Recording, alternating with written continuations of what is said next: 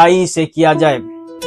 गीता में श्री कृष्ण ने साफ कहा है कि कर्म में सच्चाई हो तो कर्म कहाँ निष्फल होगा। कर्म करो बस कर्म, फल की चिंता मत करो, क्योंकि कर्म में सच्चाई है तो कर्म कहाँ निष्फल होगा। क्योंकि जब कर्म सच्चाई से किया जाए तो वो कभी निष्फल नहीं जाता, वो कभी व्यर्थ नहीं होता। क्योंकि कर्म में अगर सच्चाई हो तो कर्म कहाँ निष्फल होता।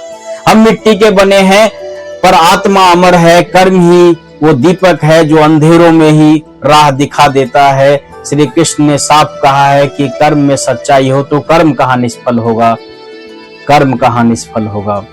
जब तो हर मुश्किल भी गुरु बन जाती है, हर हार एक सीख बन जाती है। कर्म में सच्चाई हो तो कर्म कहाँ निष्फल होगा। श्री कृष्ण ने साफ कहा है कि जो अपना कर्म सच्चे दिल से करता वो देर से सही मगर मंजिल जरूर पाता। क्योंकि गीता में श्री कृष्ण ने साफ कहा है कि कर्म में सच्चाई हो तो कर्म कहाँ निष्फल होगा। झूठ चमकता है कुछ पल के लिए पर सच्चाई की रोशनी में टिक नहीं सकता। क्योंकि कर्म में सच्चाई हो तो कर्म कहाँ निष्फल होगा।